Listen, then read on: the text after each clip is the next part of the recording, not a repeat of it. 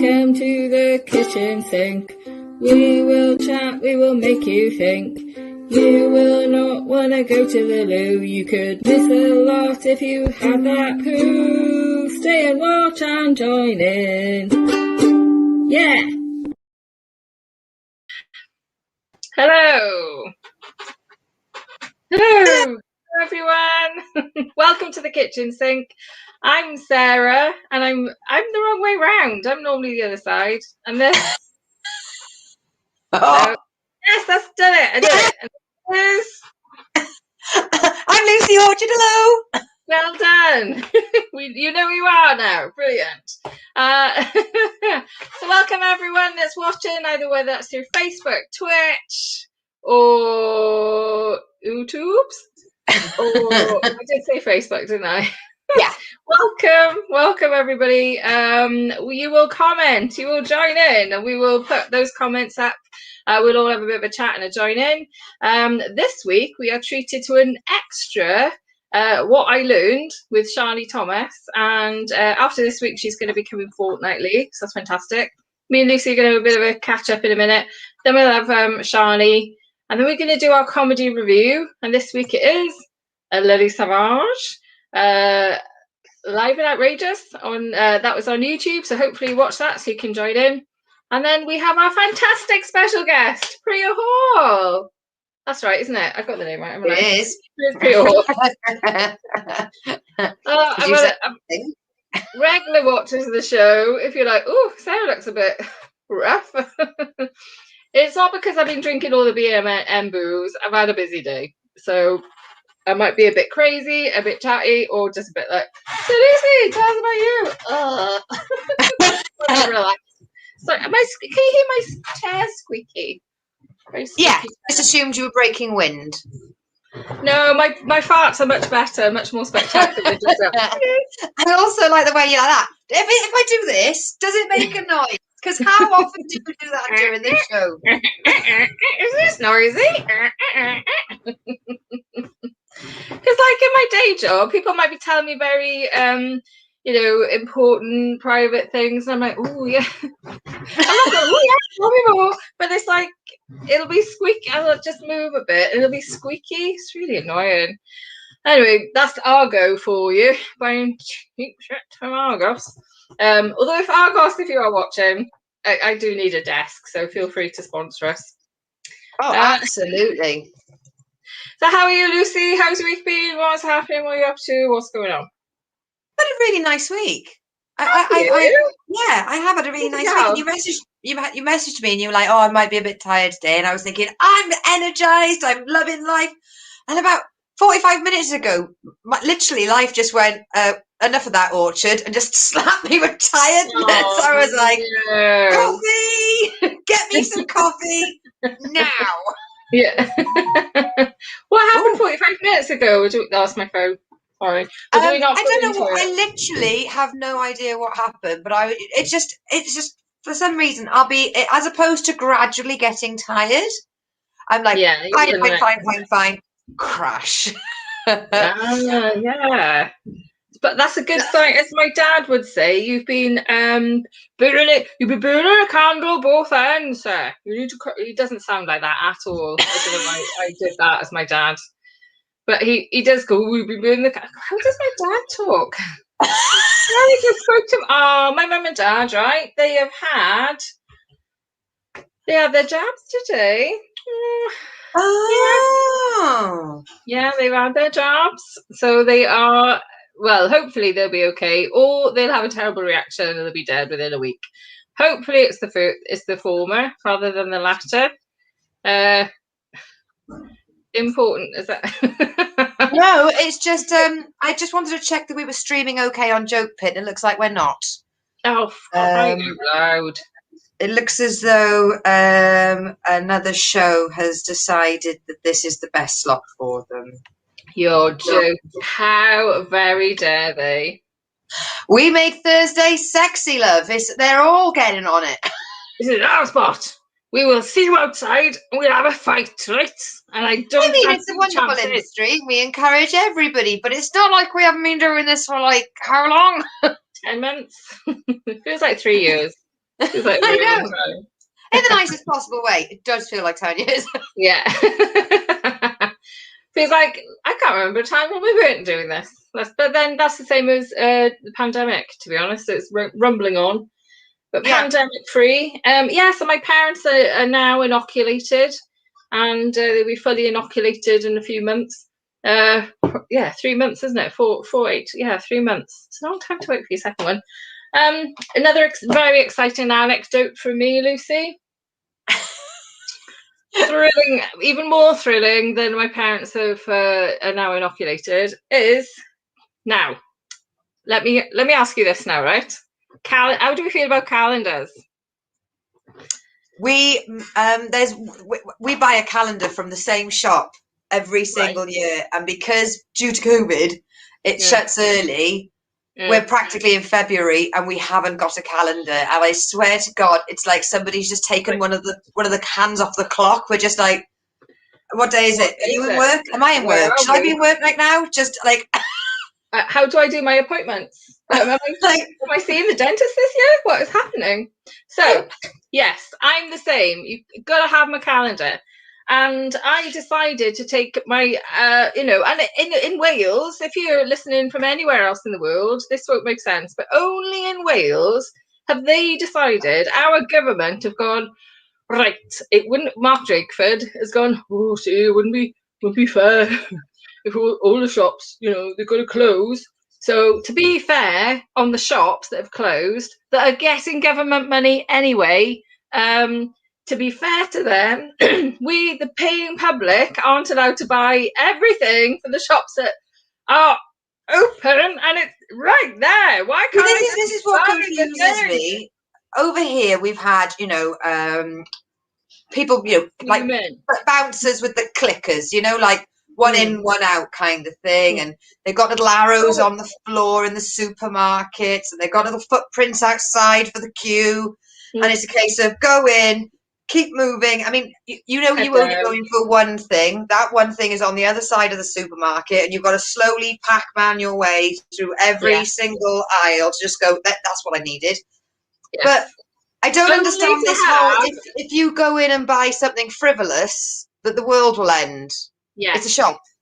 It's a shop. It's there anyway. The shops that are shut are fine. They're getting money anyway. Let me buy the thing.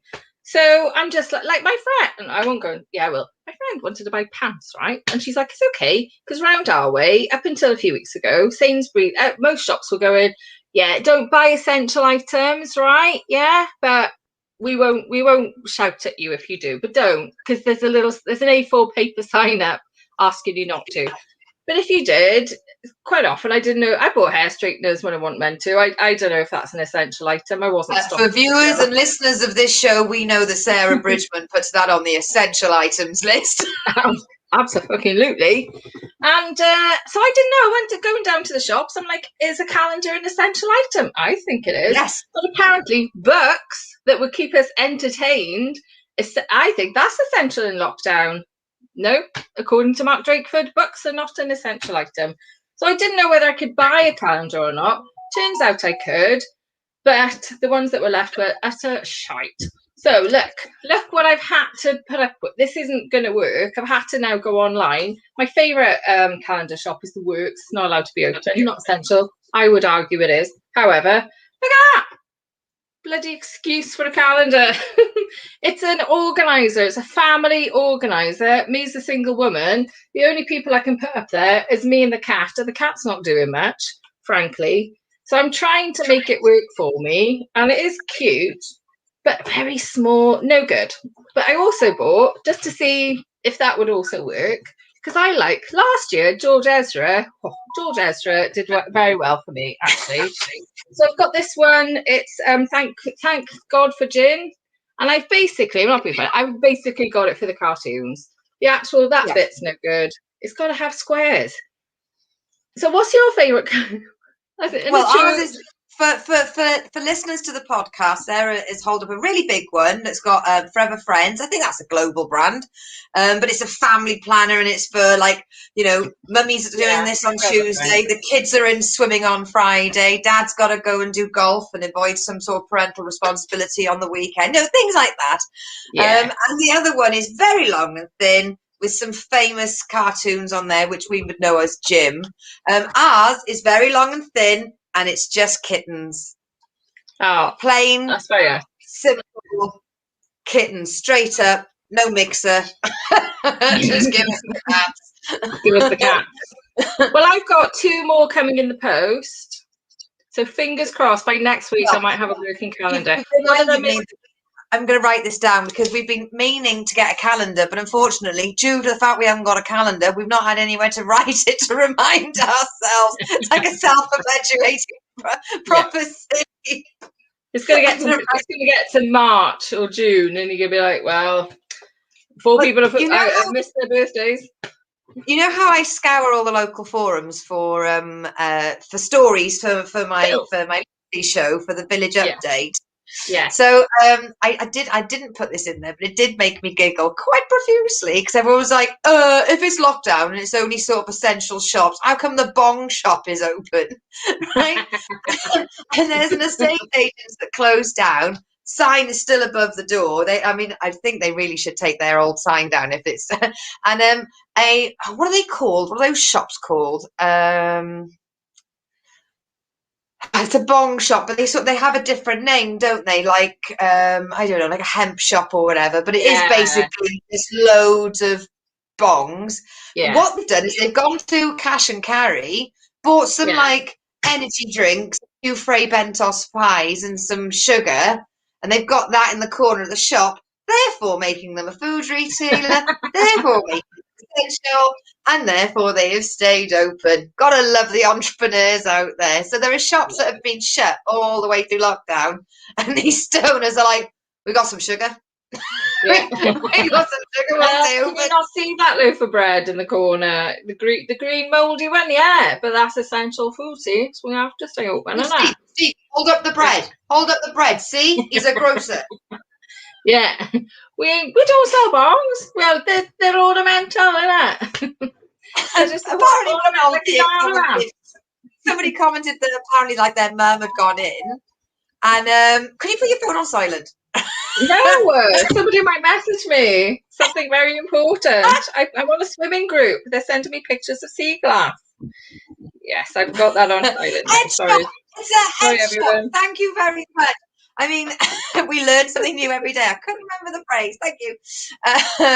But yeah, it's one old dear went in there and tried to buy something because she thought it was a vase, and they had to sort of steer her away from it because it was not a vase.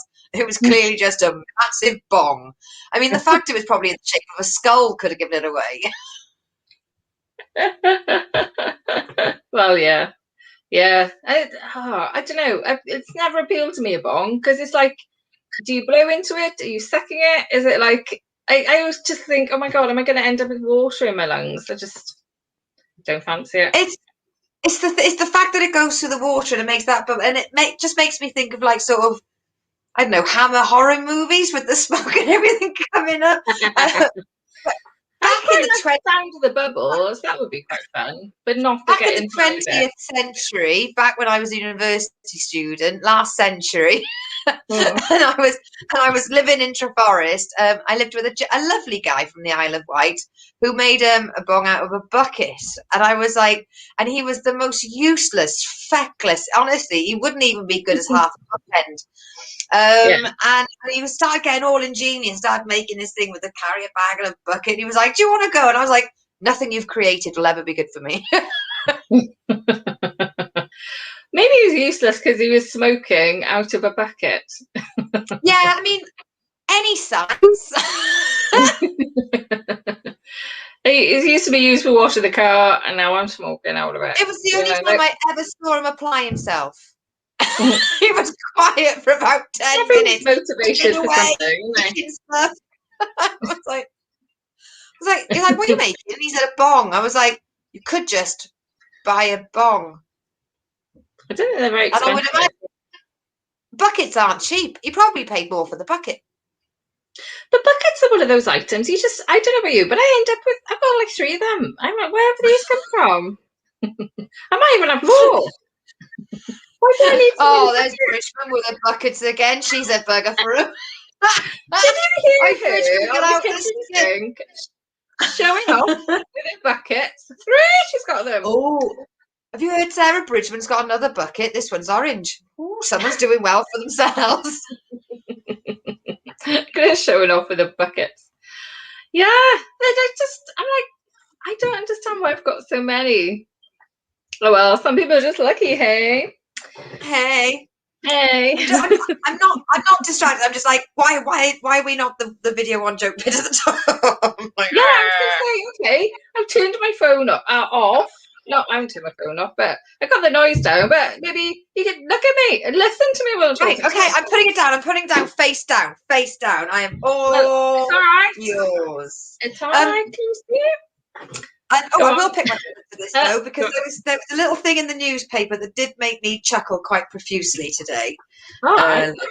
And it was the fact. So, do you remember last year when the Hot Water Comedy Club did a rerun of one of their comedy nights, and someone rang the police and said, "Oh yeah, they're having a comedy gig. They're having a comedy gig, and like 7 riot bands turned up, but it was just a rerun online." Well, right." yesterday, a woman in Ross-on-Sea, North Wales, right? She was doing an online aerobics class, but because obviously she's got the camera on her, she's got all the disco lights, she's got the pumping music, and she had to say, "Oh, I've got to. Sorry, I'll just stop. Sorry, keep going, everybody. There's somebody at the door banging." 3 policemen came in.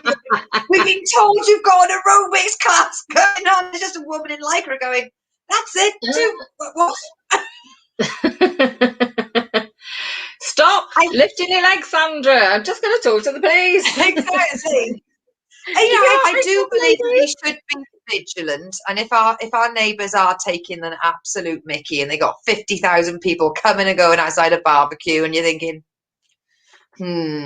but you'd Google it first, wouldn't you? If someone's like, I think she's got a aerobics class on, but I've not seen anybody go in. There are no cars parked outside. People are heightened. People are stressed. I nearly decked someone in the supermarket the other day just for leaning over. He did lean over me. It was quiet in the supermarket. He couldn't wait 2 seconds for me to get my grapes. He had to lean. I hate it when they do. They're like half a meter away from you, and they do the lean, and they lean over, and they go, "Oh, sorry," and then and they fuck off, and I'm like, "You will be sorry, mate. The next one day," I'm all in my head, obviously. But I'd love to lamp someone, you know. So I think it's a bit heightened. No wonder they're like a bit trigger happy on the next door. And has she got on everyone's nerves? Is she slim and pretty? Because that would wind everyone up, isn't it? On the close. Finally, we're gonna have that cow now. I think I've been inspired by watching our comedy review person, Lily Savage. We're going to be reviewing her later. But first, a lovely person is frequenting our dining room. Oh my God! Someone's fingering the beige vol au vents. I was going to say, what have we got on the platter this week? I had to come in late. Today we've got mini chicken Kievs. Oh, nice. Yeah, we've got a collection of crudities, and I've got 3 different types of hummus. 3. So with crudities, in date, out of date, and shoplifted. Love it. With the crudities, is it carrot shaped as penises? It's cock-shaped vegetables. We're here all week. Hi, Ray. Ray Tuna, aka Beach Dragon. Yeah, Ray says if he did lamp someone, no jury would convict. No. But he probably hit me back because I'm not very strong these days. So maybe you won't. But anyway, lovely to see you, Ray. Thanks for joining in. If anyone else is out there and just wants to join in, feel free. Have a comment on whatever we're chatting about. And now and then we might ask questions. Who knows? We just use this as a chance to catch up, really, don't we? But in our dining room, hopefully sampling our crudities and our nicked hummus, we have the fantastic Shani Thomas with... We don't know much, so Shani's gonna tell us what she's learned. Yay! With a very own intro.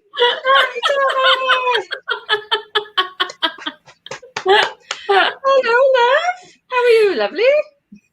I'm good. That's me, that is. Shani did the picture as well, because I messaged you today. I went, right, if you can do me a few pictures, and I was thinking maybe take a couple of, because you take fantastic photos in like I don't know, a scientist coat or something, and pointing at stuff. But she did one better and created her own cartoon. I'm like, lovely, I'll have that. So we created that intro. I went on the Reface app. Yes, that's all the Reface app. Reface app. So yeah. I think this is where, is this, Lucy, where you got your cover photo from? Of all of my current photos for the last couple of weeks, even on the comedy page on my profile page, they've all been refaced. And the thing is, I don't know how to use it, but I've got a couple of mates that are long distance lorry drivers that get very bored, and they just send them to me. like you've got oh god, it's like the comic book lady. Like you've got a cover photo, like with pigtails. Yeah, Harley Quinn. Yes, so that's Reface, right? Yes. So I love like Reface. Just like I'm trying to get the other screen to not glare my glasses. There we are, that'll do. So yeah, I used the Reface app. I thought, oh, I just typed in science and saw what happened. And I found that. I thought, oh, that's cool enough. So I thought that will do. And then I stuck it in Canva then and just wrote internet facts on the bottles. I just love it. It's cool. Reface is like my motivational tool for losing weight, because I've got so many videos on my phone of my face on bodies. I could, even if I like was a lower end of a normal BMI and very, very fit and lean, still wouldn't be that body shape. But like, it is still nice to be like, oh, you know, I do look nice, a bit slimmer. I do like the way that looks, and I do remember how that looks. I love the Reface app. Reface. I'm not sponsored by them or anything. I don't pay for it. I've been getting 2 comments on all the videos I've been uploading recently. So I've got one of me as Guardians of the Galaxy, one of me as Khaleesi from Game of Thrones. At the moment, I'm Sam Neill from Jurassic Park. But I've got absolutely. I did Maleficent. I've got all these, and I get 2 comments. The one will be, "That looks just like you." Or the second one was, "How did you get dressed up like that then?" So they can't. I do worry about people. Like the Khaleesi one is like in a huge like throne room, and she's got a big dress on, and the hair looks like it was 6,000 pounds in extensions. And they're like, "Where'd you get out of there? How did you do that? when did you film that? Is that in the village?" A couple of hours, bit of makeup at the village hall. It was only 20 quid higher. Yeah, exactly. People are mad, aren't they? I'm downloading the app as we speak. If it's easy to use, I might do one by the end of the segment where we can share it, if that's doable. I tried doing it, but I wasn't that good. But my mates Roger and Steve, they're absolutely brilliant at it. So like whenever I sort of like I say I'm having a shit day, next thing I know, I've got a video of me as Ingrid Bergman in Casablanca. I'm like, oh, well. I love that. I did use it on Instagram. You know, the face filters.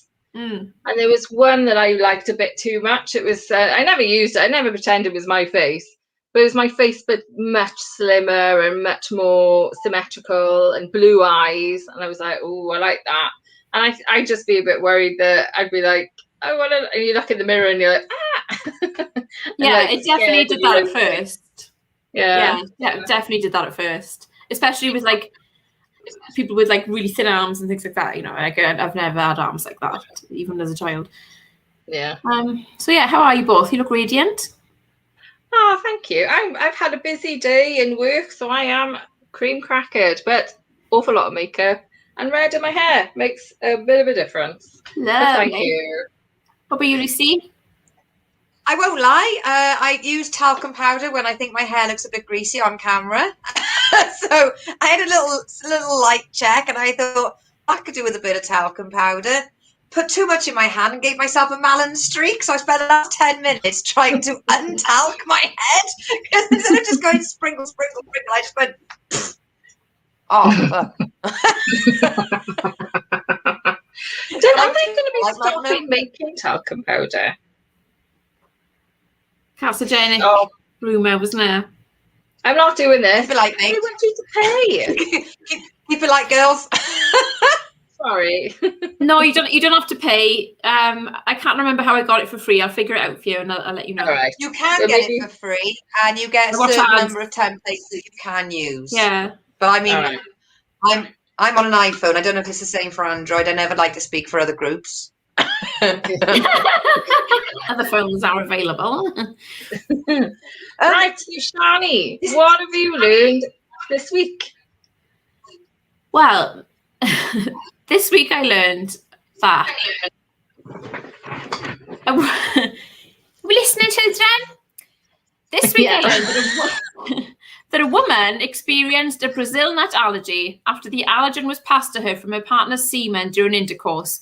The researchers believe this to be the first case of a sexually transmitted allergic reaction. Oh my God, let me take this in. She got an allergic reaction through the man's semen. So he'd eaten Brazil nuts. There was nuts in his nut. There was nuts. So he'd eaten them, and they tried a bit like breastfeeding logic, I guess, biology-wise. And she had an allergic reaction because he had them. Oh my God! Wow! And I'm guessing that, like, it's not because he ate them with his mouth and she had a mouth reaction. I'm guessing it was like a no reaction. JK. Well, it might have been. I do feel it's a bit early in the night for me to be talking sexual stuff. So apologies, everyone who's got the kids in the background. But yeah, it might have been. It's the first, apparently the first case. And like Lucy said, like in future, she's going to have to say to people, isn't she, like, just before you climb onto the bed, I do have a bit of an issue with nuts, just to confuse the partner, like, but I'm naked and you came on to me. Or maybe she said she wanted to be filled by a young Brazilian. Ah. They are big nuts, aren't they? As far as nuts go, they're quite big. Yeah. Brazil, they're quite the ones that Brazils. They're quite like they're sort of crescent shaped, aren't they? When they're dipped in chocolate. I thought that they grew dipped in chocolate, according to. They do look like gonads when they're in their shell as well, like tiny little gonads. Little and they got a very hard shell. They're very hard to crack. I learned another thing as well, and it's like an interactive one. So I'm like a really good teacher. I started watching reels on Instagram, which are usually people's TikToks. Yes. Oh, I love reels. And I love it because, like, if you copy the link and post and paste it in the repost app, you can save the video to your phone. Can you? Oh my God. And, like, send videos to my mum and stuff. Like today I sent one where people are calling their dogs when their dogs are right next to them, and the dogs are like, yeah, and it's really fun, really cute. But like, that's really they're saying. I thought asparagus affecting your pee was bad enough. I heard that apparently. I don't know if this is sorry to go back to the man juice thing, but I heard that apparently does pineapple affect the taste of the taste apparently, but I think people have to eat a lot of it, like, and if you've got an IBD like me, then you can have bigger problems. I think it's a myth perpetuated by men. Yeah, because who doesn't like pineapple? Although if I wouldn't be sticking on a man's knob to say pineapple, let's face it. Is asparagus that turns your pee green? I think it makes it smell disgusting. It smells as a smell. Barocca makes it orange. I'm assuming that Brazil nuts made this lady's wee red because it sounds horrific. Sorry, I'm being so gross today. I'm overtired. Sorry. So yeah, the thing I learned today on the Save TikTok reel, I learned how to do a model face, and I haven't tried it yet. I thought that I would save it for you guys, and we can all do it together. Yay! It's like a 3-step thing. Right. Okay. So, cool. How do we do it? I'm in. Right. So this is apparently your model face. Okay. So first, smile without your eyes. Smile without or smile with? Smile without your eyes. Sorry, hang on. Yeah, okay. Smile without your eyes. Right, ignore her. She's doing the bridge. She's mixing it up with a Paddington hard stare there. Right, come on, Bridgman. I can't do it at the same time as you guys because I need to give you the instructions. Right. So smile without Hang on, sorry. I've got the power to mute Shani. If you feel that she's getting unruly, you just tell me. This is your segment. Right. No, it's fine. Right, I'm trying not to use my eyes. Right, I'm smiling without my eyes. Yeah, smile without your eyes. Raise your eyebrows. I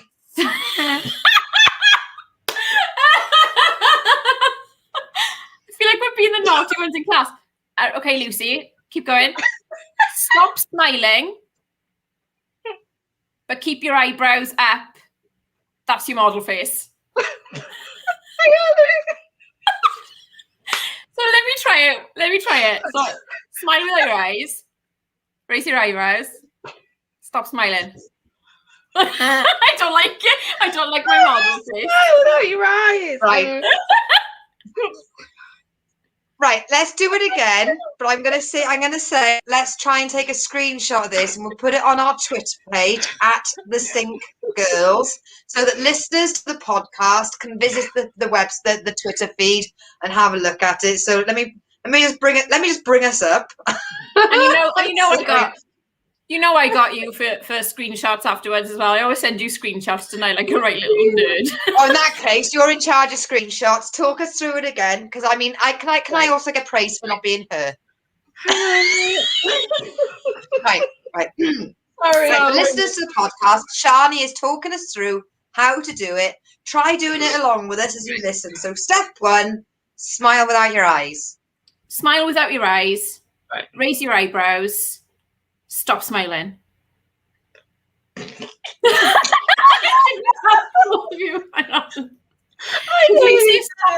with the Wi-Fi. Hang on, I can't see. Am I beautiful yet? I've got a cracking screenshot of you, Sarah. Just like your face is like crumbled with laughter. Right. Am I gorgeous yet? Am I a model? I'm a model now. If you be a model, you could. Let's go to the clothes show and see if we get found. You know what? You can wear masks. You can wear masks in Tesco. I found that I've noticed that when I'm concentrating, my mouth is open like a moron. Like I'm like a mouth breather. And I'm so glad I got a mask on. That's how I feel right now. It's like I don't know what is going on. Got a message come up. I just tried model face. It's a little bit more Santa Ghost serial killer than anything else. Please, if you are listening to this on the podcast, or if you're watching this on catch up, and because obviously when you're doing this now, you're paying attention. But please take a picture of your model face and send it to our Twitter feed at the Sync Girls. I really want to see. I really want to. I so want to see everyone's model faces. Maybe this will be our first question to Priya. Can you smile without your eyes?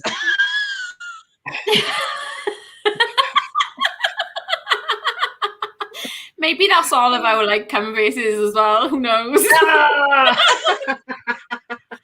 The kids are definitely left now. That's my cum face. I wouldn't know. It's been so long. Words gone round.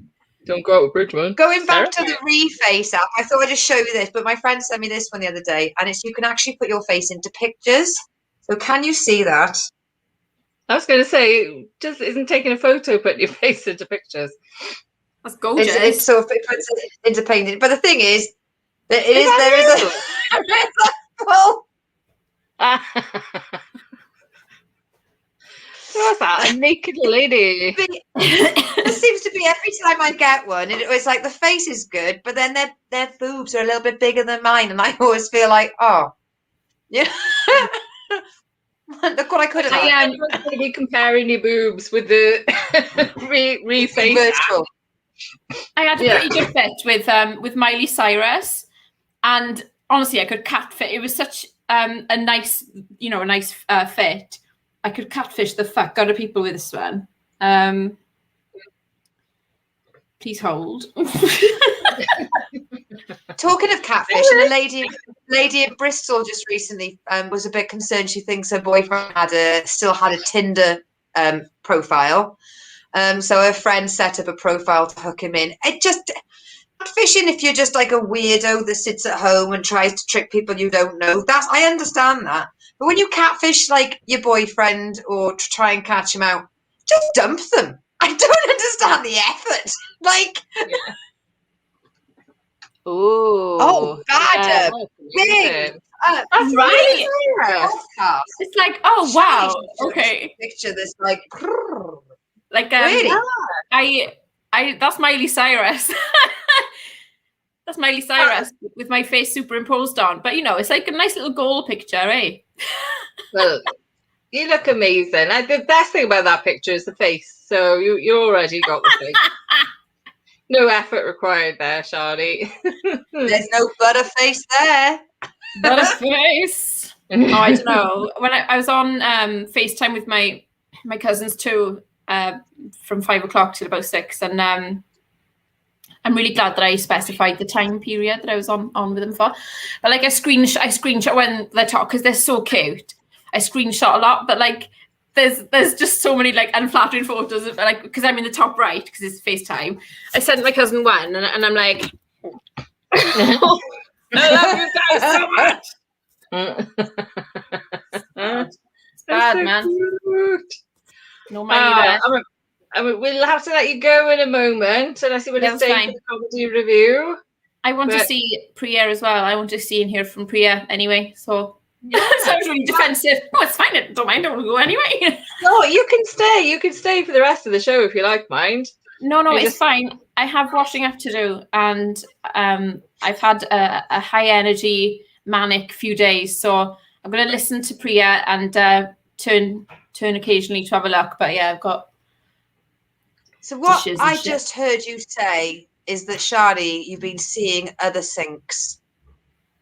No. Although I would like to just say one thing before I go, which is the MS Society, MS Cymru, booked me for a comedy gig on Valentine's Day online. So I'll be sharing that on my social media soon. They've done a lot for me. And there's no there's no fee because it's for charity, and I don't usually like to do things for free because my rent isn't made from 380 exposures. But the MS Society is like done so many things for me. Like I can't even begin to pay them back. So I'm really happy to do it. I'm actually really chuffed, and they're going to look at making me an ambassador as well. I'm really happy. So I'll be putting that gig on. There's a gin company who's gonna you can order gin to be posted to your home, like cocktails and stuff, and it's gonna be a really good night. It's a mixed media night, which, as you know, girls, we shouldn't be doing, but I'm going on first, so nobody has to relearn to listen or anything like that. I'm really excited for it. Really, really excited. Yeah, brilliant. Wow. Oh, let us know when you've got all the details. Send them to us, and we'll share with all our listeners and viewers and stuff for next couple of weeks. And that sounds really good. And of course, I'm totally free on Valentine's Day, so I might come along. But it sounds awesome. Okay, thank you for having me again. Absolute pleasure. A couple of fantastic corkers. We have learned some more stuff this week, so thank you so much. Good. Yes, very good. All right, throw me out then. I'll see you in a couple of weeks. All right. Bye, Shani. Shani back. ANNYBACH. Shani back on Twitter for all the details. Thank you so much, my love. Mwah. Thank you so much. Bye. I like getting them just when they're halfway through saying bye. Okay, so this is going to be my new thing where I just like don't smile with my eyes. Smile with my eyes. I don't know. I'm going to be driving along. It's not working for me. I'm still looking gormless.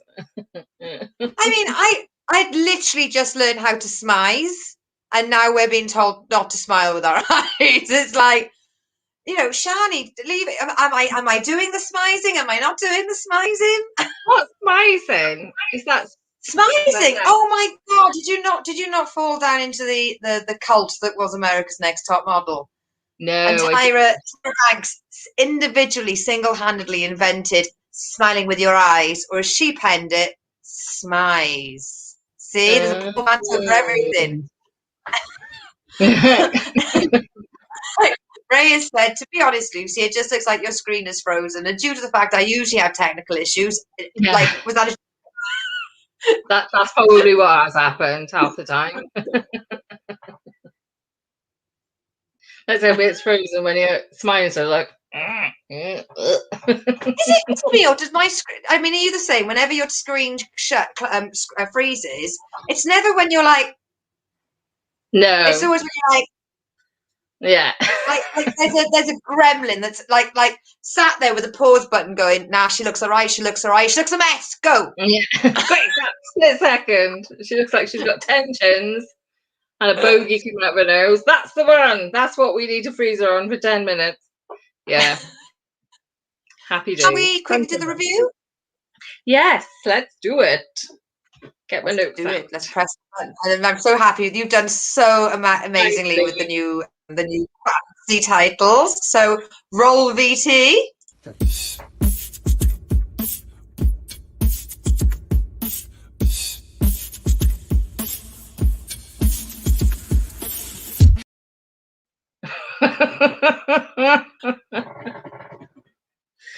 Oh, so which cat was that fell down? Kitty. K for kitty, K for bed. So cute. Okay, yes. So this was your suggestion. So do you want to introduce it? So yes, after, I mean, Lily's been one of my favorite comedians for as long as I can remember. But Luke brought her up in conversation slightly, and it just gave me the inspiration that if we because we do a lot of comedy shows, and we have like tried to remember that we should be doing stand-up specials. And I thought, well, stand-up and special, there's only one woman that can do that, and that's Lily Savage. So it was the 1995 Garrick Theatre. Live and Outrageous, where it was Lily Savage, where she was joined by a special guest at the end, Bob Down. Right, yes. Now, if anybody watched it and you want to pip in with your views, now's the time. Please put in your comments and we will, I'll give my pennyworth, and then we will go through and if we have any, we'll go through those as well. So my review of it is, it's brilliant. I love Lily Savage, and I watched her back in the day, and I saw her live in Swansea Grand Theatre. I was 19 years. I was about 18 or 19, and I went with my mum. And I remember there was a joke about blowjobs, and I kind of froze. My mum kind of froze, and we were both a bit like looking at each other like, we both think this is hilarious, but by laughing it means we know what a blowjob is. And then we just went and just laughed anyway. And that was the moment I knew that my mum knows what a blowjob is. It's a bit embarrassing. But and I think that I couldn't remember the joke, only just what the subject was. But I think it was, what are you going to do for comic relief? Give Ken Dodd a wank? It might have been that. Or it might have been another one. So I've always loved Lily Savage. I think so. Reviewing this, of course, I think it's so good in terms of, like, she starts off. There's a chorus line.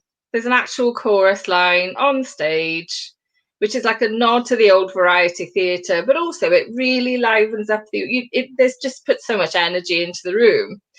Obviously, I don't think she did that every night of that tour. Like, you know, she would have done a tour, and she would have, you know, tested out all the jokes and stuff. And I just think so. She would have put that on for that night. Maybe they would have recorded it a few nights and then, you know, spliced together the best bits. That's how they normally do a video for a comedy. But it would have been the early days. Like Eddie Izzard had a comedy video out in the 90s, and of course the Americans had lots of comedy videos, but they weren't a thing the way they are now. Comedy specials just, it was a special. It was unusual back then. So I don't know. I couldn't see any cuts. I think it was edited really well. But I love that with her, you know what you're getting. Everyone's got a family member. When women get together, we can be bitchy, we can be gossipy, and it's quite fun. There would have been someone down the Workmen's Club is always like, oh, they say what they think, you know, they tell it as it is, you know, and God help you. My auntie was like that. God help you if you're on the wrong side of her, you know, because she could be really bitchy. And this is what Lily Savage is. She is that amalgamation, larger than life, of all those characters. And Paul O'Grady has said that's what he based it on, is like female family members that he knew that would just be sitting around gossiping like this all day, which is so funny, so brilliant, because I think it's a dying art almost, you know. I just think it's really good.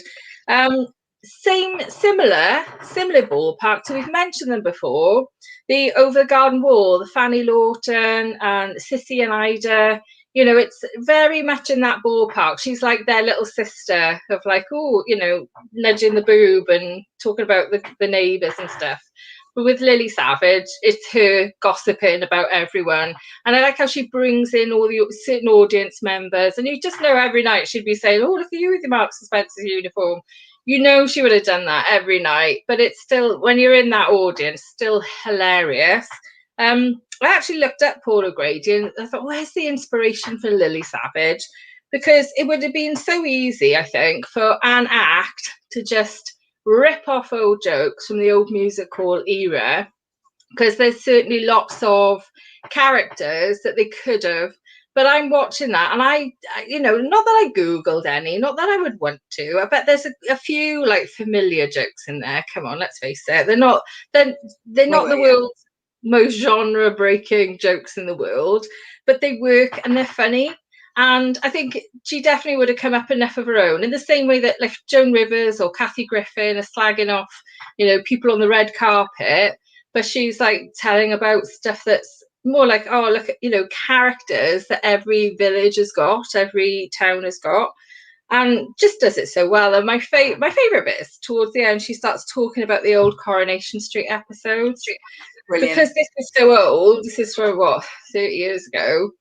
You know, Bette Lynch, you know, talking about Deirdre Barlow, talking about Betty and the Betty Turpin, play with a necklace and wobble off. Yeah. Pot, lovely, you know, and I'm like, oh my God, that's so true. But it's also really nice and nostalgic for those characters, those brilliant characters in Coronation Street. So thank you so much for recommending it. I loved it. So what did you think? I thought, in my head, I thought it was more risque. I genuinely thought it was more risque than I imagined. But then again, when it came out, I was 14. So that would have been mind-blowingly risque for me.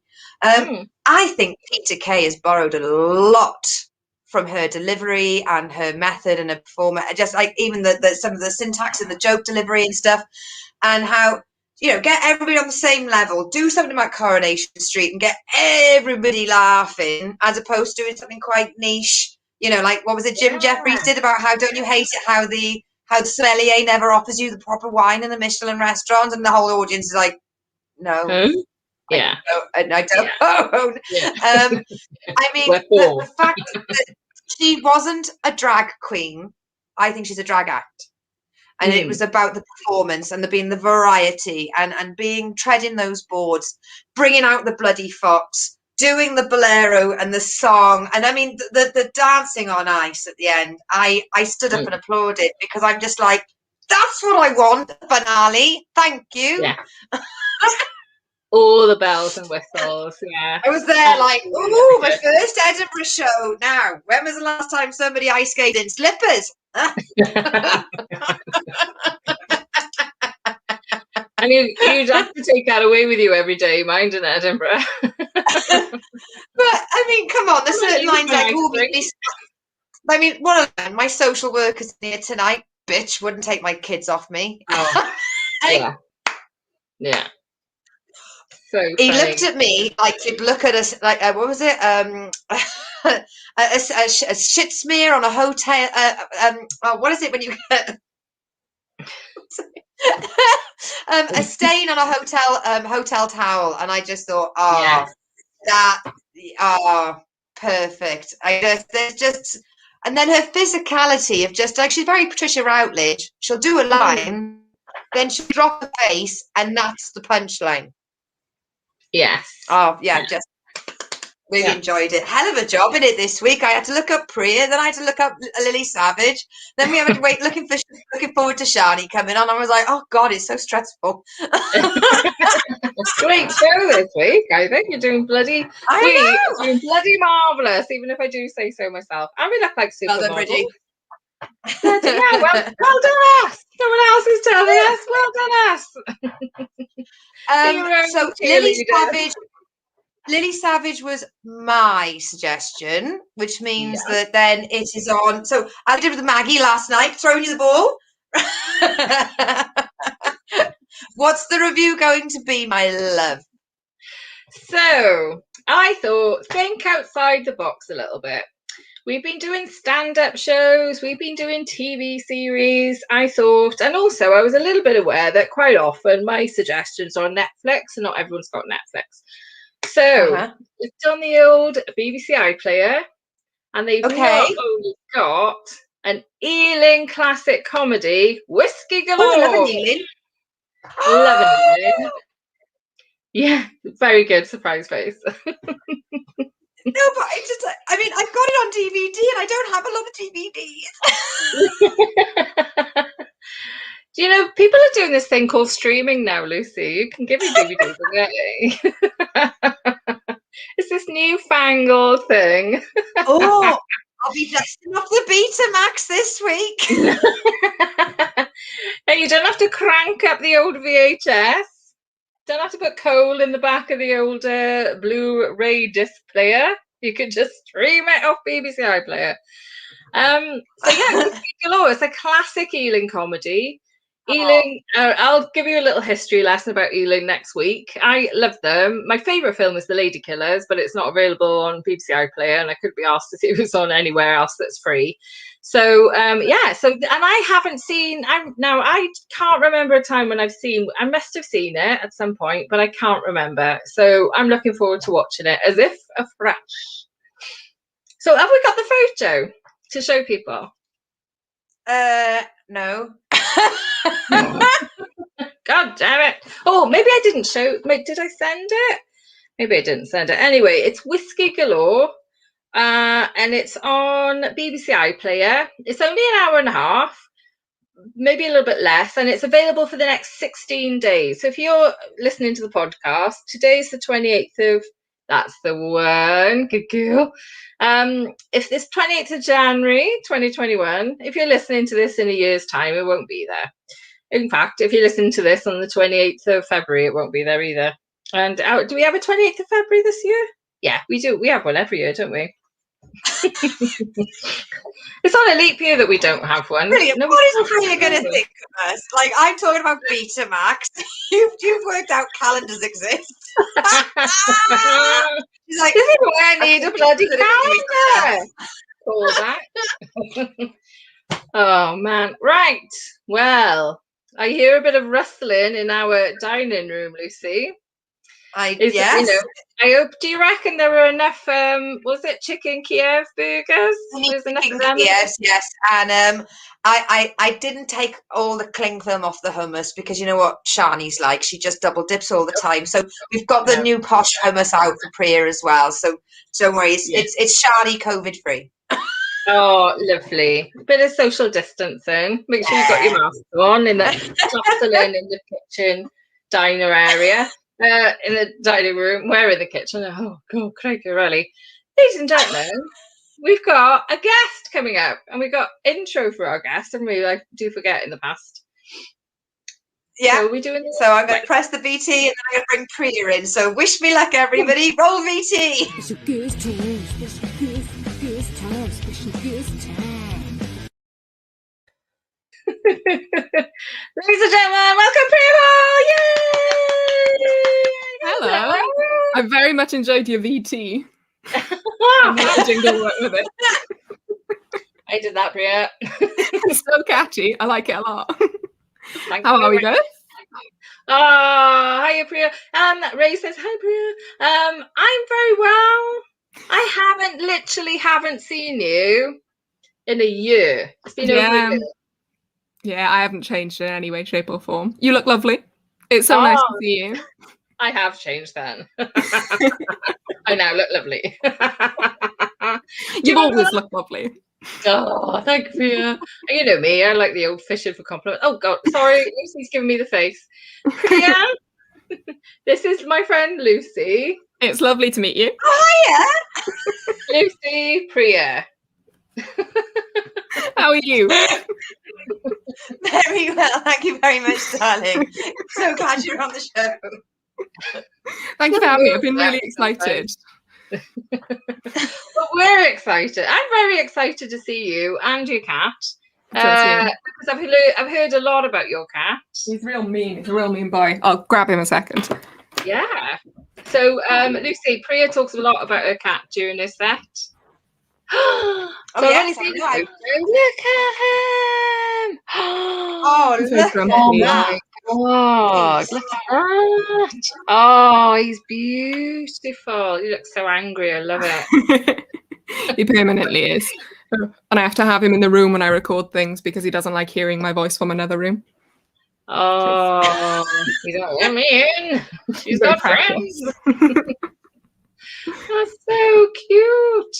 Yeah, so the last time I saw you, my lovely, I think I might have been crashing the green room. It was either I was crashing the green room or I was on the bill. I can't remember. But I think it was upstairs in Little Rebel, is that? In Cardiff? That was ages ago. That can't have been the last time I saw you. I think it was. It was. That Yeah. feels like a million years ago. Yeah. Oh no.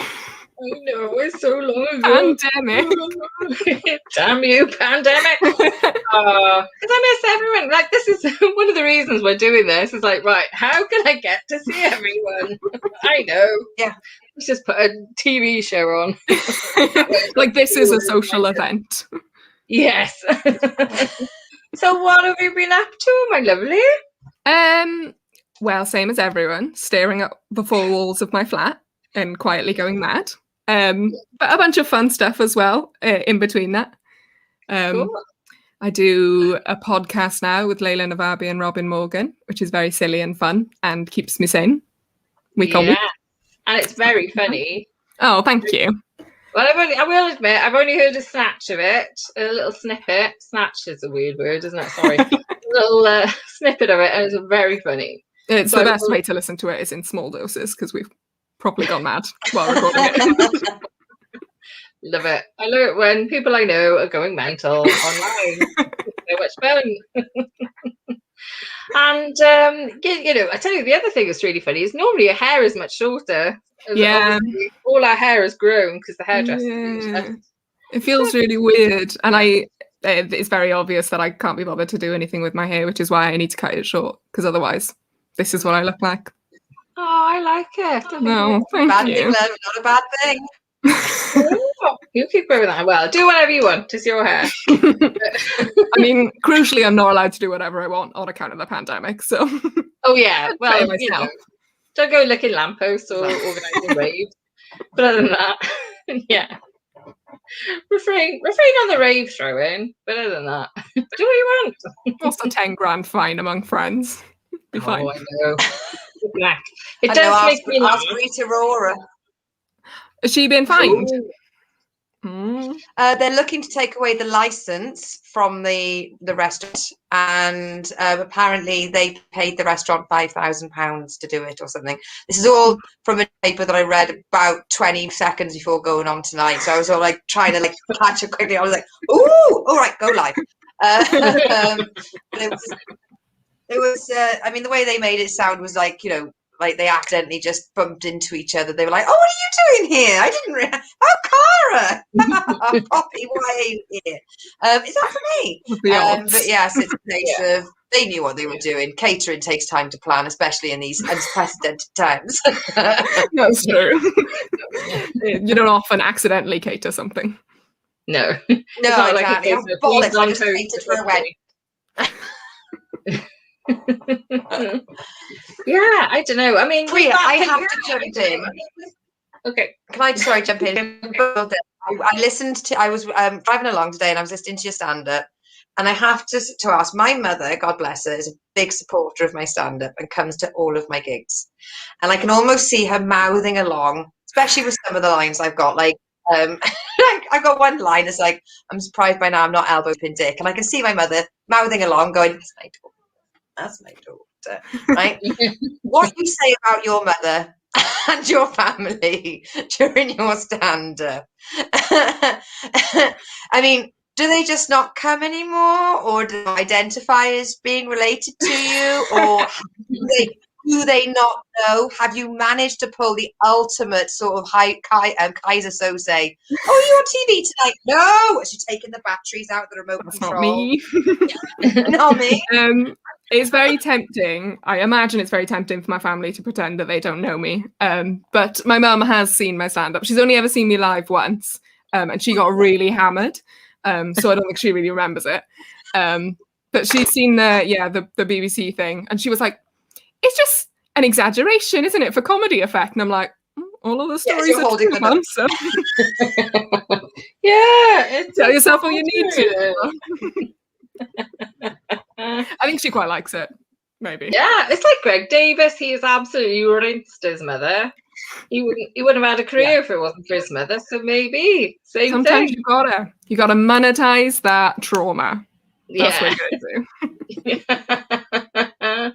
Yeah, absolutely. And right, what you know, you're a young person. You don't know anything else. You know your parents more than you know your mum more than anything. If she stopped giving me stories, I'd stop telling them on stage. Yeah, I think But I she need to won't. come and live with your mum for a bit for some stories. I have No one to needs say, that. last week we reviewed the London Hughes Netflix special, How to Catch a Dick.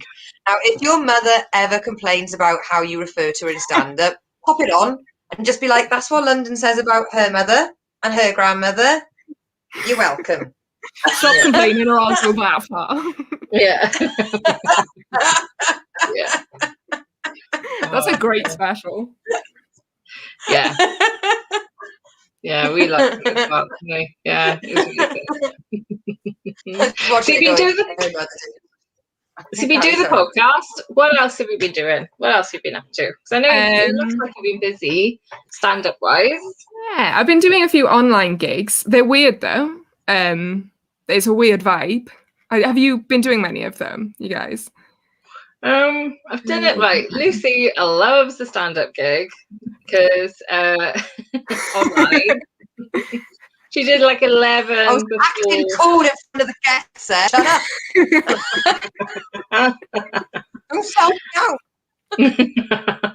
But she's I'm talking about her like she's not here, but you know, yeah, Lucy did she did a course a year ago, and like 11 not mine, by the way.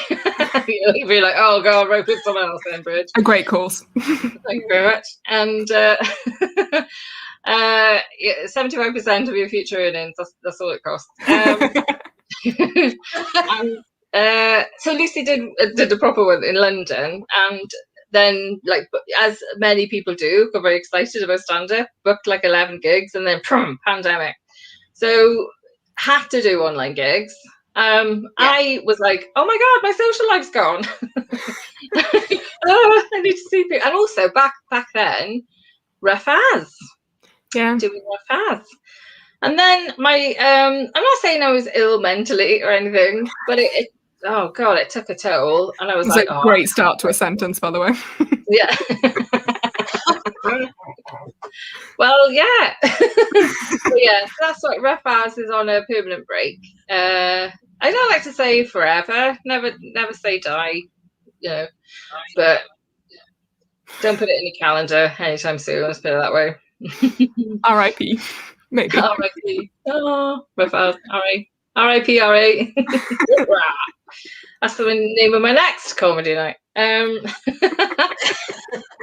So yeah, circling back to the I personally found online gigs tricky. It's a whole new set of skills that you're learning. Yeah.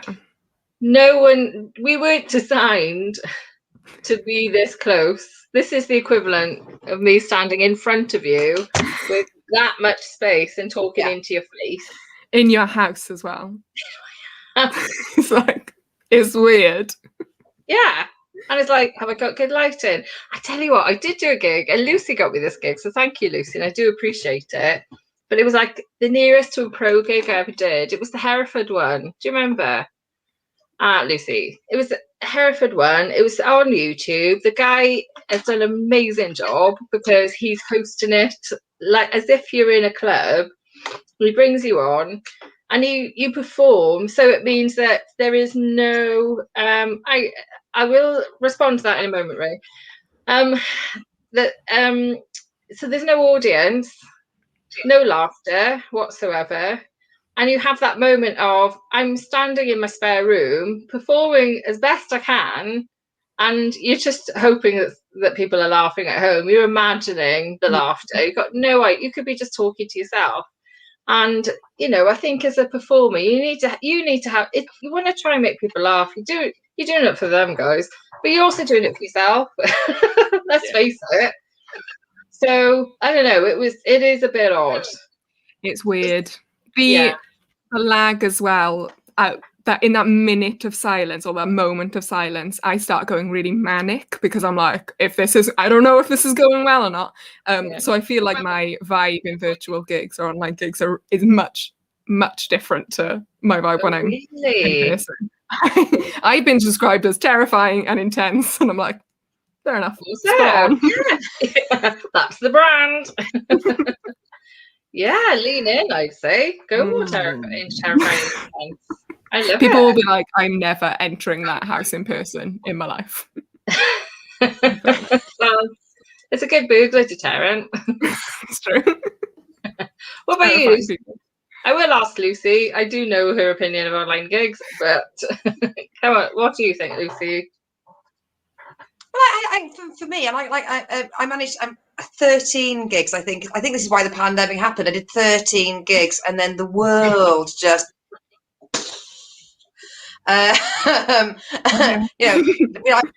kids do like to think they're the centre of the universe. I did 13 gigs, and then there was a coronavirus. And because I didn't want to stop that rhythm, that impetus of trying to perform and write and connect and network and just be in the zone, being a comedian or be present in the zone, I kept it going. And maybe it's because I don't know better. I've only got those 13 gigs of being on the stage. I do enjoy it. I have went into it. I think that I get really annoyed when people go, I prefer live stand-up. No shit, Sherlock. No one's fucking using online Zoom gigs what was that? Comedy Store in London. Really sorry, I'm doing a benefit gig on Zoom. No, understand. Thanks. Like, they're like, oh yeah, I don't like it, I prefer it. And it's just like, everybody prefers doing real online, real stand-up comedy in a real stand-up comedy club with real fucking people, obviously. But we're doing the Zoom ones because otherwise, even the cats stop talking to us. I get exactly what you mean. It's better than nothing. And when I say nothing, I mean I will literally do nothing but stare at a wall. So it's gotta be better than that. Yeah. If all you could drink was squash, no one says, well, I prefer orange juice. Oh, we would drink orange juice if we could. Yeah, I'm with you on that one. Yeah. So, so I need to catch you on some stand-up then. Have you got any lined up? I'm doing one next week, but I'm not sure. It'll be on my Twitter. I'm not sure what it is. this minute. You're not sure what your Twitter is, or you're not sure what the gig is? What the gig is, I've got the name of it, but none of the promo stuff has happened, so I don't know how people access it. Look, I'm very bad at knowing things about myself and what I'm doing. Yeah. But Lucy's going to be probably looking for your Twitter account, so we'll put that up. It's not that we've been doing this now for fucking weeks. She knows exactly what I'm about to do when I do it, and then she knows what I'm typing. I'm so impressed with the setup of all of this. When the name of the movie you're doing next week came up, I was so impressed. I was like, that's witchcraft. How's it happening so quickly? I think it's quite telling as to how like technophobic I am. That I'm like, well. Yeah, I'm very lucky that Lucy has agreed to do this with me. I mean, if it wasn't for online gigs, me and Lucy wouldn't have met. No. I leave that to everyone's own devices, whether that's a good thing or not. How do you feel about that, though? Life is better knowing you. Oh, thank you. But it is a case of I met Sarah on the virtual Rough As comedy night, and through that we then did this show, and we've had a ridiculous amount of amazing guests who I'm only a newbie. I would never have had a chance to speak or talk or spend time with any of them, and now I'm just like, oh, hi, so and so, and I genuinely, if I bumped into them somewhere, I wouldn't just stand there and go, oh, hi, a comedian. I'd be like, rinse me, Priya. She's a rinsed me. Yeah. For contacts or sweet contacts. Yeah, she doesn't know how close to the end of the line we are. We'll probably stop doing this in about 3 weeks because they'll be like, I've literally asked everyone. I'm out. You have to go back around. Yeah. And you'll see like how people have deteriorated throughout lockdown. Yeah. But we'll be like that sketch show on was it Mitchell and Webb? Was it The End of the World? Don't go outside. Stay in, don't go outside. I have to look that up. I love bringing up references that people are like, oh really? I've never heard of that. I'll take your word for it. Yeah. So one thing I've always been keen to know is what did you do before comedy? What I am still currently doing, I work in an admin job in the NHS. Get this, in the team that deals with infectious diseases. Hey, finally a time to shine. What a stroke of bad luck. Oh no. So have you been working through all this then, or are you working from home? Yeah, so at the start of it, I had to go into the office, and then they realised that's probably not the best. So I'm working from home at the minute. Often for infectious diseases, really worked out. You shouldn't be going in. Oh, well. I would say too late, if I'm honest. Yeah. Yeah. Well, the COVID is out of the petri dish. Does it? No one's meant to know. Oh God, I hope no one I work with is watching this because they're like, you should not be saying this. Yeah. Admin is what I do. It's a lot of fun. I gotta say, I'm quite often there are days where I'm like, I would just love to do an admin job where all anyone does is give me a pile of admin, just don't talk to me. So I'm just doing admin all day. Yeah. I do my day job is talking to people a lot of the time, doing a lot of listening. I love it. Don't get me wrong, I absolutely love it. But some days I'm like, I could just do admin for about a year. Just switch off the brain. Yes, I have this. So it's like my job, a lot of it is like data entry. It's like really boring, and people complain about it in work, and I'm like, no, don't complain, because this is lovely. You just stick in headphones and completely switch your brain off, and then you sort of wake up 8 hours later. It's great. Your fingers like still moving. Do you have to listen to anything you want, or do you have to? Because I can't imagine doing that job and you're not allowed to like listen to podcasts. So you're not allowed to listen to the radio. Yeah, no, you just do what you want as long as you don't disrupt everyone in the open plan office. But obviously I'm working from home now, so I really disrupt myself. Yeah. Your boss isn't going to be ringing going, turn that podcast off. Yeah. The cat is like, I make the rules. Yeah. I did used to listen to stand-up specials on Spotify, and I got told off for laughing out loud because open plan offices are a waking nightmare. I worked in an open plan office once, and this was at the beginning of iPhone era. And a smart back. You wouldn't remember this time, Priya, but back in the day, you had phones we still have smartphones, but back in the day, this was the new smartphones, and maps on a phone was a brand new thing, right? Shut up, Lucy, I'm getting it. And open plan office, and I was going on my phone to see where am I meant to go next, because I was like having to find somewhere. So I'm like, oh, let's have a look at my map on my phone. And I got hauled into the manager's office and told off because she was like, well, everyone's saying you're on the phone all the time. I'm like, yes, I'm looking at my map. Loser. Well, I didn't say it. Well, I should have said it like that because she was the evil manager anyway. Should have called her a dweeb and then stormed out. Yeah. Screw you, lady. I look at my phone. I'm a maverick. I'm a maverick office worker. I look at my phone if I want. Yeah, pick up your cards on the way out, love.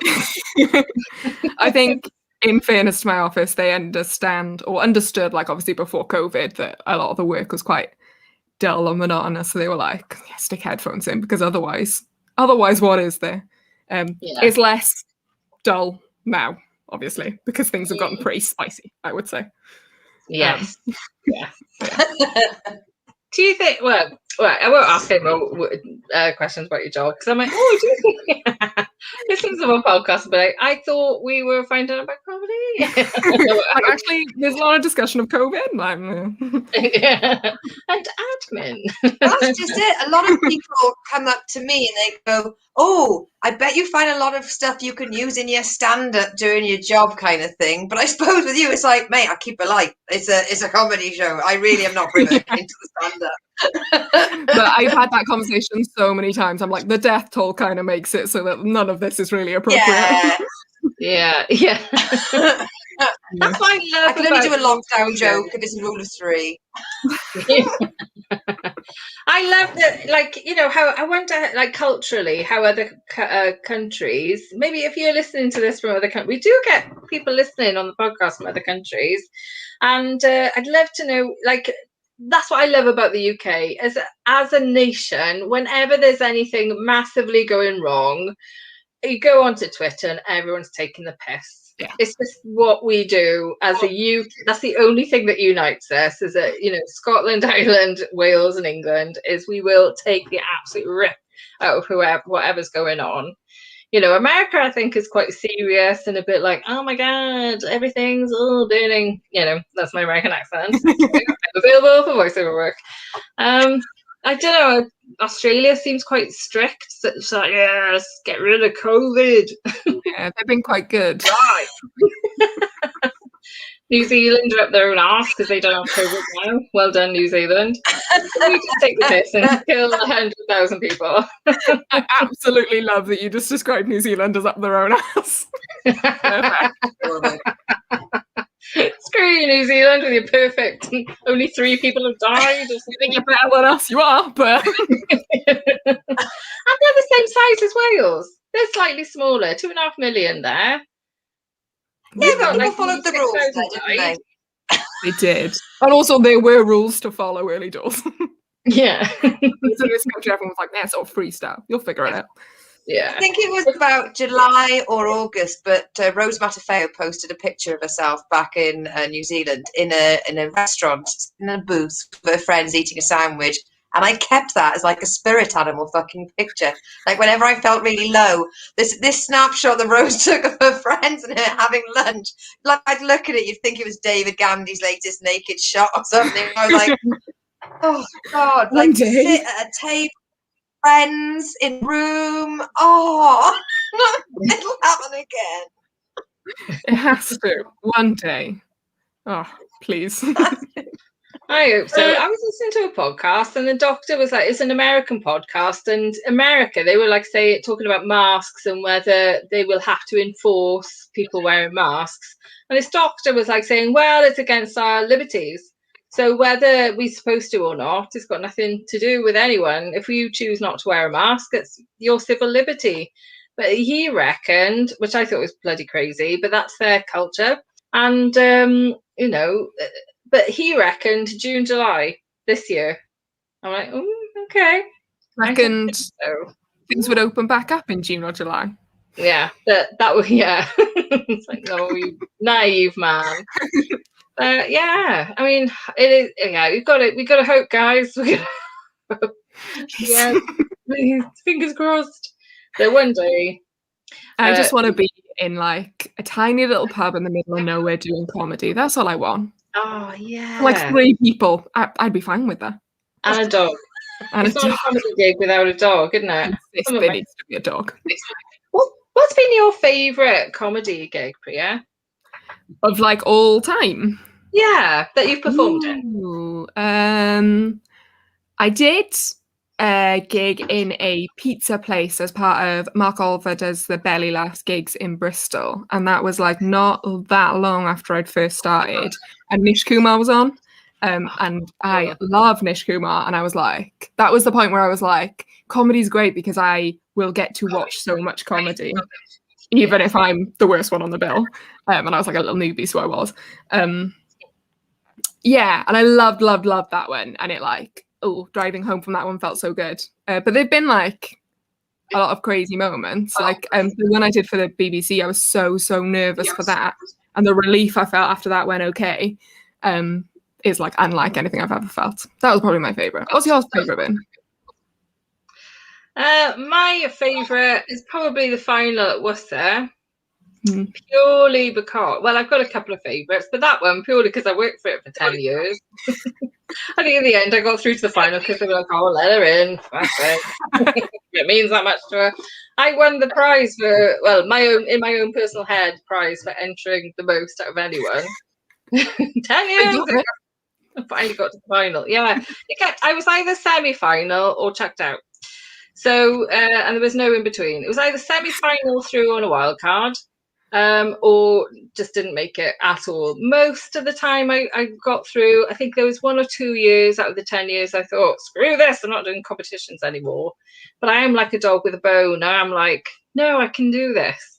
And the biggest thing, it just took me for the longest time. So you know how chatty I am, and how, why use one word when you can use 50, to explain anything. Editing was my big issue. Can you believe it? Editing. So it took me about 7 years to learn that no, less is more. Edit your damn stuff and don't go off on a tangent, because I love to go off on a tangent, don't I? Tangents are fun. So much fun. But I'm not, I think if you're performing to people who've paid 15 quid a ticket, everyone else can do whatever they want, but it's down to you as the performer. But I think, maybe it would be good to plan what I'm doing and not just go on and pretend to be a wrestler and juggle. Which I did do once as a tryout for the Glee Club. and had, people go, ooh. I adore that. As a plan. I'm just going to go in, trying to be a wrestler and juggle. As an anecdote, great fun. But as it actually happening, terrifying. I was like, oh man. Like halfway through and you're like, I can't believe I've wasted this opportunity by pretending to be a wrestler and, going to wrestle people and then juggling. I'd never juggled before. And I had them with me. It was a 10-minute set and I had them with me until I brought out the juggling balls and they went, no, it's a power pass. I mean, in fairness. And the other act had Lloyd Langford headlined. Okay. It was one, I think he either opened or he headlined, but he's one of the acts. And there was a lady, I can't remember her name, was on. She was brilliant. So good, I can't remember her name. And Lloyd went, oh, you're very brave, love. I know. Here as a comedian, so brave. So luckily, since then, I've done a lot. I've actually done a set, and I've done quite well at the Glee other times. So hopefully we could get back on that old bandwagon in about 10 years.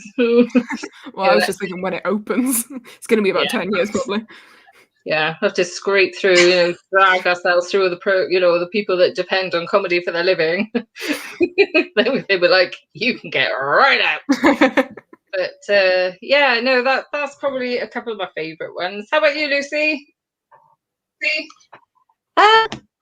It was my fourth gig, and it was spoken about this with Luke Conrati. When you're based in the middle of nowhere, it is a case of just beg, borrow, and steal, and you end up on more pro bills than you would on open mics because there are no open mics. And I remember sort of messaging the people that I did the course with, and I was like, yeah, fourth gig, and I'm on the same bill as Scott Capuro. Oh, and the enjoyment I got out of getting them going, because most of them lived in London, and they don't watch this, so I can fucking say it. They all look down their nose at the Southwest. They're like, oh, I live in London, and I can go to this gig, and I can go to that gig, and there are so many open mics. None of them went to any open mics. I went to fucking loads, and I got onto Scott Capuro on 4 bills. That's very satisfying. Yeah, I remember telling a few people, I remember telling Lorna Pritchard, who was doing we should get her on the show. She's so good, doing so well. But I remember the bit when she started, because I've been going longer than everyone, but and she's saying, well, I want to be comedy is my next step. I want it to be my career. And I was like, oh, good luck with that. And now she is. I'm like, God damn it. I haven't clearly not doing something for me. And that something was editing. That was the thing I wasn't doing for many years. But yeah. Thank you so much, Priya. I'm mindful of time. It's nearly 8:30, so we've had you a lot longer than That's flown. Thank you so much. Thank you for having me. Oh, it's been an absolute pleasure. Before we allow you to leave, because this is, it's not democracy. So first of all, I want everybody to know that if you go to I am Priya Hall, all one word, then you'll be able to just scroll down a little bit, and then you'll find that on Wednesday, the February the 3rd, it is the it's called Buffering. Tickets are £2. You've got the link in there, and it's just to let you know what it is that's happening. And you've got previous guests at the show. You've got Jenny Collier, who has been on the Sync as well, and then Mason Esselt as well. So I mean, that looks like an absolute doozy. And for £2, come on, people, that is ridiculous. I've promised Robin and Esselt that I will misbehave for that gig. So awesome. And Robin's due to come on the Sync as well. So he's tied in. And the other thing we always do with our guests before we let them go, and this is where, because women aren't very good at pushing themselves forward or promoting, so we do it sort of cringy. We're like, would you be able to suggest somebody to come on the show? Do you have, I mean, especially with International Women's Day coming up, have you got any maybe ideas on who we could ask? For Niche? Have you got his number? Would he do International Women's Day? I do not have his number. Can you imagine? Why not? So on the spot. Helen Bauer is great. If you could get her on the show. Fabulous. She's very, very lovely. Is she related to Jack? You could ask her that, and I'm sure she would have. I'm sure no one's after that. Family gossip for you. Oh, brilliant. Thank you so much. Thank you for having me. I've had such a nice time. Oh, great. Thank you, Priya. And we'll probably have you back in a year's time. I'll be in exactly the same position, just with longer hair. Yes. It's so lovely to see your face. Thank you for spending time with us, and we will see you soon. See you soon. Bye. Oh. Oh. Isn't Priya absolutely gorgeous? I was a little bit nervous because when I watched her on do a stand up, she seemed really slick and professional, and I thought she was going to be also like bow, bow, bow. But she's absolutely adorable. And hey, the longer hair works, love. I wouldn't be too angry about having that haircut at the moment. She's rocking that. Yeah, really nice. Very, very nice hair. And she's also she's a very, very funny act. So, check her out. Check out her stand-up. She does. She's done quite a few gigs with BBC Sesh. So there'll be stuff online. If you Google Priya Hall, you're bound to find some of her stuff. And watch out for her, because I reckon she's definitely someone who's gonna. She works at it. Yes, so I can imagine her getting an agent and going far. Personally. But there we go. You heard it her first. I typed in Helen Bauer incorrectly, and she came up as like a CEO of some like multi-corporate nation, and I was like, I don't think this is the one that Priya suggested. Well, maybe, just maybe, we'll Google it later. Yeah, we'll Google it. Sorry, it was that. Wow. So just to wrap up, please, everybody follow Priya on I Am Priya Hall. That gig, buffering, looks absolutely amazing. Absolutely. I have bought a ticket to a comedy show. Oh, I was going to say, what are you doing now? Well, before we go, and we'll talk about your comedy show in a moment. Well, tell us about your comedy show, but I do want to mention, like, Ray's been commenting away there, so it'd be nice to show some of his comments as well. Go for it. So, we mentioned New Zealand earlier, and Ray said, if we had done as well as New Zealand, our death toll would have been 350. Wow. Says a lot, and our death toll in Wales is 6,000 at the minute, just over. And he says, I remember you doing your Wrestler Edinburgh pre-show, very sparkly outfit. Lucy would be jealous. Wow. And if you'd seen it post Edinburgh, you would have laughed a lot more. Definitely much more funny. And he said, all the best, Priya, and she's very grounded as well, so authentic and level-headed. Yeah. Thank you, Ray. Thank you for joining in. And not that it's mandatory, but we always like it when people join in, don't we? We do, very much so. Yeah. So, your comedy show, what are you up to then? So first of all, I've been booked to host a comedy gig on the 5th of February, but it's in America, so it will be silly o'clock in the morning. But actually, I don't think it's that bad. In fact, I think it's 1 o'clock in the morning, and I thought it was going to be 3 o'clock in the morning. So when I found out that it was 1, I was like, yeah, I can do that. Are you working the next day? No, it's a Friday. Yeah, I was going to say, stay off the road. I was looking it up. I was doing all the time zones, and I was thinking I'm going to be knackered the next day. And then I finally realised it was a Friday, and I was like, oh, fuck it, yeah, I can do that. Awesome. So that will be it's the quarantine what is it, masked for you, I think it's something like social distance for your safety or something like that, but it's George Wagner that I know through that, and he's got 2 female comedians and a non-binary comedian, and I'm sure he won't mind me saying this, but he had us all in the chat, and he realised he'd booked female and non-binary acts and didn't want to host it himself, so asked me to do it. Then he said, what do you want it called? Because I mean, the easy thing would be to say ladies' night, put a pink bow on the top of it or something like that. And we all just said, would you mind just calling it a comedy gig? But the fact he asked was like, wow, it's like somebody's listening. Yeah. And one day it won't be a big deal. Yeah, but it was just like, I was so amazed that he looked at his lineup. He just books the acts. Doesn't matter how it falls. He just books people he finds funny. And when he looked at the listing and he thought, oh, this is quite a special group. I wouldn't feel authentic hosting it. Let me get somebody else in and asking us what we'd like it to be called and how we want it to be presented and promoted and stuff. I just thought, because when all that Me Too stuff kicked off, there was a comedian, I can't remember who it was, but her Twitter was the best sort of place to go for it. And one of them was, if you have a load of women on a comedy bill, don't call it fucking ladies' night. If you had an all-male lineup, you wouldn't go guys' night. Yeah. So don't call it ladies' night. Yeah. So that's that. But I constantly fear wasting money and spending money that I don't have. But Ellis, James and John Robbins are doing an online comedy show and it's only £8. Ooh. And when's that? Even though it's this Sunday, tickets are available.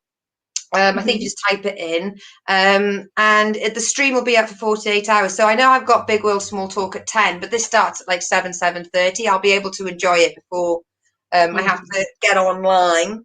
But I just thought, you know, I can't keep telling people to watch my online comedy and not and not watch online comedy.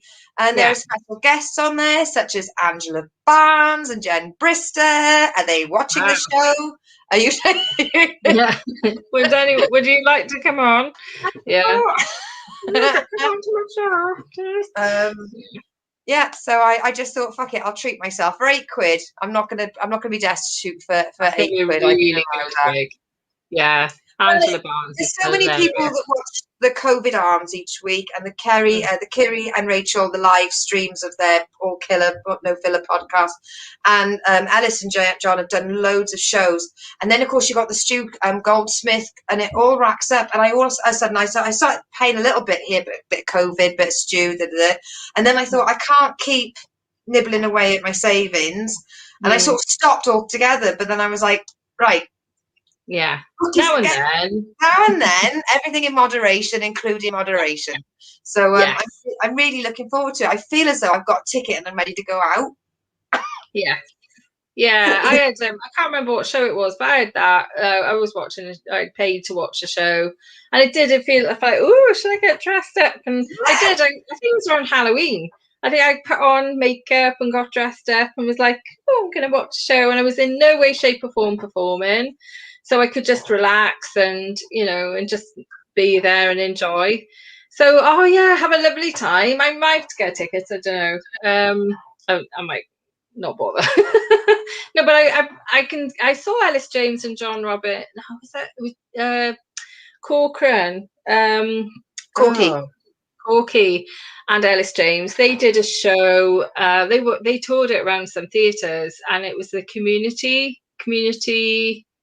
It's like a social men's club, and it was meant to be. They were like Ellis was like a caretaker of the social club, and Chris Corcoran was the like, you know, he was like on the committee it was called, and the audience then they were asked to like give their opinions and stuff, and we had to decide on stuff. It's a lot funnier than I'm describing, but it was really good because Chris Corcoran and Ellis James had a really good working relationship as well. And and John Robbins and Ellis James are great. They're such good chemistry, aren't they? So really cool.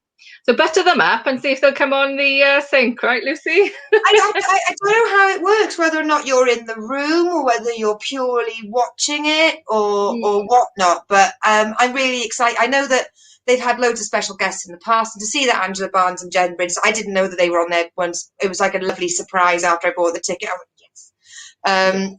Because John is a big advocate of at least 50% represented on any lineup, which is, you know, good boys, get your ally badge there.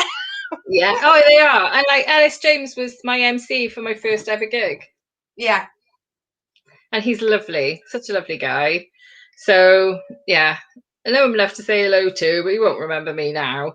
And, you know, we were on the same circuit for a while. There was an open act for a couple of his gigs. And I used to go and watch him a lot. And when I was put on a night with Paul James, who's coming up as a guest soon, we booked Ellis, and it packed the room out when, you know, because he's huge. Obviously, he's from Carmarthen, so he's huge. So, like, all his family came up, and, you know, this was just before he just got big. You know, they get to a point where we booked Sarah Pascoe as well.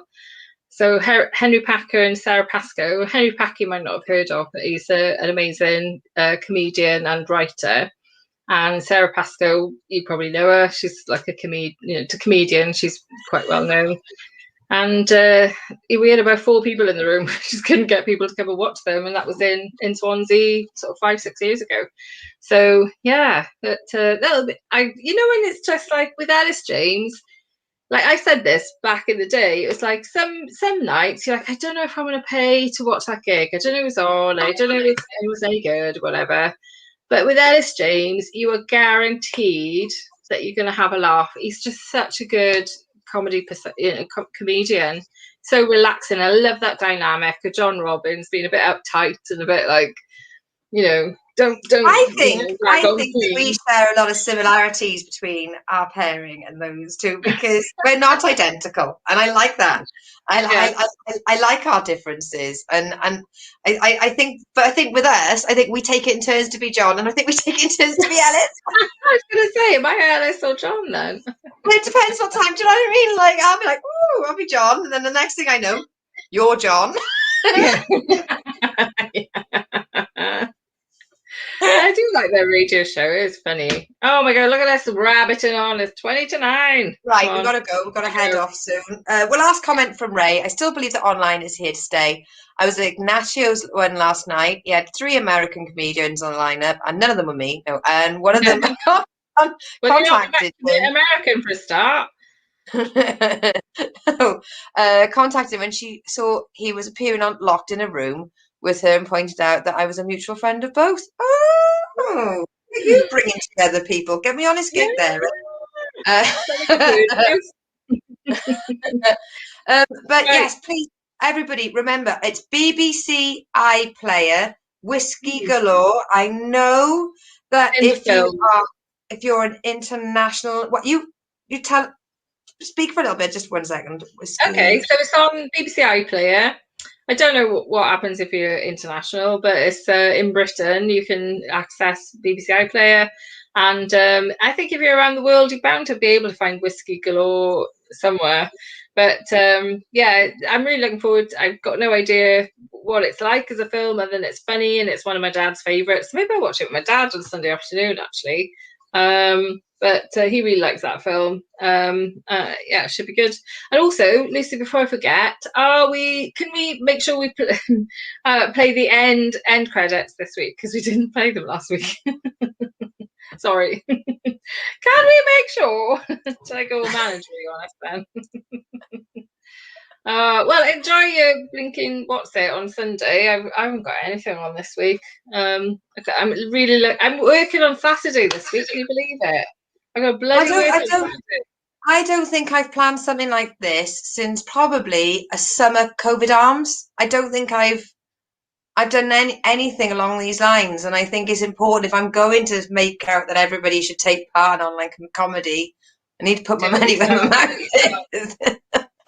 Yes, and also I think self-care. You've got to do stuff that you enjoy as well. Make the effort to do stuff you enjoy. Remember how I said this year I'm doing less so I can do more? Like I would never even consider doing this last year, but now I'm like, yeah, okay. Yeah, good time to watch other things. Brilliant. Good. I'm very pleased. Right. Good luck. Hey, have a good week, everyone. Thank you so much for joining us on The Sync this week. Thank you to Ray, who's here to the bitter end. Thank you so much. Thank you to everyone else. You haven't talked to us. And hi to Hugh watching on catch up. Oh, no. Oh, you did. Oh, bollocks. I'm so sorry. Oh God! Right. Before we started, I knew I was Hugh, if you're watching this on catch up, we'll message her and ask her the question. Oh, sorry. Bye, Hugh. Bye, everyone. Bye. Well, that was the kitchen sink. Did we make you laugh? Did we make you think? You can now go to the loo. You can treat yourself to that great big poo. And we will see you next week. Yeah!